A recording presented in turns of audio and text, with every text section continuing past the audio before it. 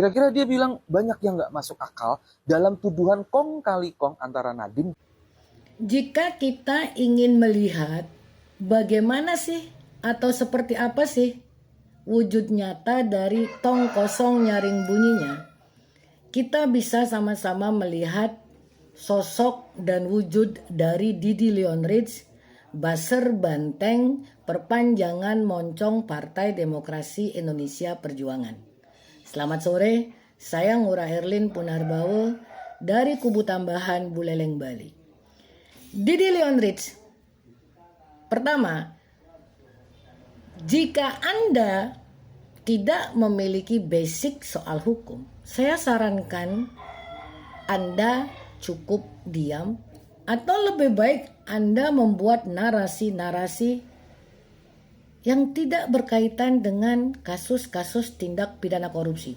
Meskipun saya menyadari Anda itu diperintahkan oleh yang membayar Anda untuk membahas segala sesuatu yang berkaitan dengan pemerintahan Presiden ke-7 Republik Indonesia Bapak Insinyur Haji Joko Widodo.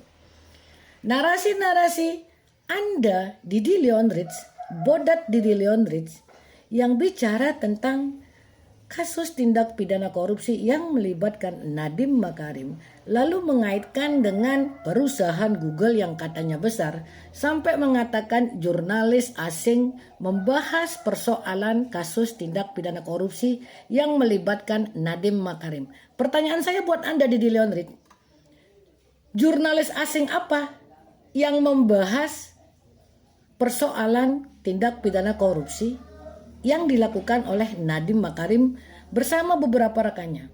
Tunjukkan dong linknya dan juga nama media asing yang meliput persoalan kasus Nadiem Makarim. Kemudian pertanyaan saya yang kedua, apa kaitannya perusahaan Google Chrome yang begitu besar dengan kelakuan maling yang dilakukan oleh Nadiem Makarim? Anda membuat analogi jaka sembung bawa golok, Didi Leonrich. Saya ingin memberikan kepada Anda, Didi Leonrich, barangkali Anda mau sedikit belajar atau meluangkan sedikit waktu dan kuota Anda untuk mencari tahu bagaimana kejahatan yang dilakukan oleh Nadiem Makarim menyangkut tindak pidana korupsi pengadaan Chromebook periode 2019 hingga 2022. Ada beberapa pihak yang terlibat yang juga sudah menjadi terdakwa. Antara lain Nadiem Makarim sebagai Menteri Pendidikan, Mulyansyah, Sri Wahyuningsih, serta Ibrahim Arif, dan satu orang yang hingga kini masih buron, Juristan, sebagai staf khusus dan staf pribadi dari Nadiem Makarim. Jika memang tidak ada sesuatu yang mencurigakan, jika tidak ada kejahatan yang dilakukan dengan nyata, mengapa harus buron? Mengapa harus lari? Bisakah kau, Bodat Didi Leonrich, menjawab pertanyaan saya? Meskipun saya tahu Anda tidak akan menghiraukan tantangan diskusi atau pertanyaan yang diajukan oleh orang lain juga saya. Bukan karena Anda menganggap saya remeh, karena Anda memang tidak memiliki kemampuan untuk menjawab pertanyaan. Satu-satunya keahlian Anda, Didi Leonrich, adalah besar mulut, koar-koar sana sini, segala sesuatu dikomentari dengan berbagai narasi yang justru Anda sedang melakukan tutorial bagaimana mempertontonkan, memperlihatkan bagaimana isi otak kau, Didi Leonrich. Sebenarnya saya sudah pernah membahas ini dari apa yang disampaikan oleh banyak pihak, termasuk juga oleh kolega Anda, sesama buzzer banteng Yusuf Dumdum dan juga kau sendiri.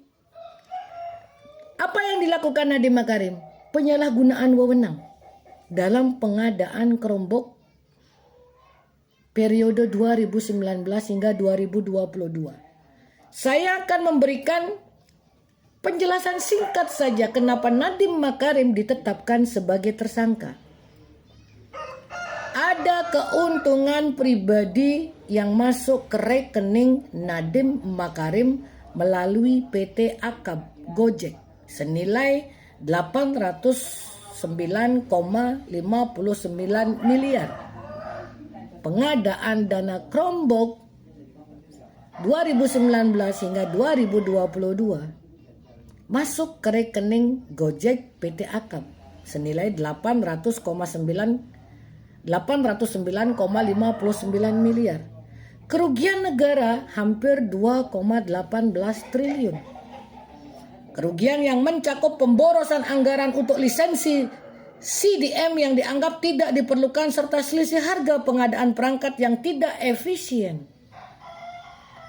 Saya mau menjelaskan ini kepada Anda, Didi Leonrid. Saya yakin Anda tidak akan mampu. Kenapa saya katakan tidak akan mampu? Bukan saya merendahkan Anda, Didi Leonrid. Tanpa direndahkan pun Anda sudah rendah serendah-rendahnya. Ketika Anda bernarasi tetapi tidak ada isi, disitulah Anda sedang mempertontonkan bagaimana kualitas diri Anda. Dan saya sangat memahami ketika Anda bicara koar-koar tentang tindak pidana korupsi yang dilakukan oleh Nadiem Makarim yang bekerja atau menjadi menteri di era pemerintahan Bapak Joko Widodo. Saya sangat mengerti, menyadari tujuan Anda ingin mengaitkan keterlibatan Presiden Joko Widodo dalam kasus mega korupsi yang merugikan negara senilai 2,18 triliun. Ingin menjadikan Pak Joko Widodo sebagai sasaran untuk menyerang pribadi Pak Jokowi, pemerintahan Pak Jokowi pada saat Nadiem Makarim melakukan tindak pidana korupsi. Lalu kemudian bagaimana? Jika saya bertanya kepada Anda, Bodat Didi Leonrid, bagaimana kalau di era Megawati Soekarno Putri ada beberapa menteri yang melakukan tindak pidana korupsi? Apakah beberapa menteri yang melakukan tindak pidana korupsi di era Megawati Soekarno Putri seperti Menteri Kelautan dan Perikanan Rohmin Dahuri di era Megawati Soekarno Putri itu juga bentuk kriminalisasi terhadap Pak Rohmin Dahuri. Lalu kemudian kepada Ahmad Suyudi, Menteri Kesehatan era Megawati Soekarno Putri yang melakukan tindak pidana korupsi pengadaan alat kesehatan. Apakah Pak Ahmad Suyudi dan juga Rohmin Dahuri dikriminalisasi? Didi Leonrid. Lalu adakah yang mengaitkan keterlibatan Megawati Soekarno Putri sebagai presiden kelima di saat menterinya melakukan tindak pidana korupsi? Kemana Anda, Didi Leonrid, ketika Ahmad Suyudi dan Rohmin Dahuri, menteri-menterinya Megawati Soekarno Putri, melakukan tindak pidana korupsi? Apakah Rohmin Dahuri dan Ahmad Suyudi dikriminalisasi? Ataukah ada pihak-pihak yang koar-koar Megawati Soekarno Putri harus juga ikut diperiksa ketika menterinya melakukan tindak pidana korupsi? Saya sangat mengerti jalan pikiran manusia busuk, manusia licik seperti Anda, Didi Leonrid. Baser-baser PDI Perjuangan, baser-baser bandeng, itu benar-benar sedang melakukan tontonan yang tidak layak ditonton oleh manusia-manusia waras. Kenapa? Anda mendidik untuk bicara kasar. Tetapi saya tidak kaget, karena apa? Baser gambaran yang bayar, baser gambaran partai yang membayar. Artinya, Didi Leonrid adalah gambaran nyata bagaimana sang ketua umum PDI Perjuangan. Saya bisa dong mengatakan demikian, Didi Leonrid.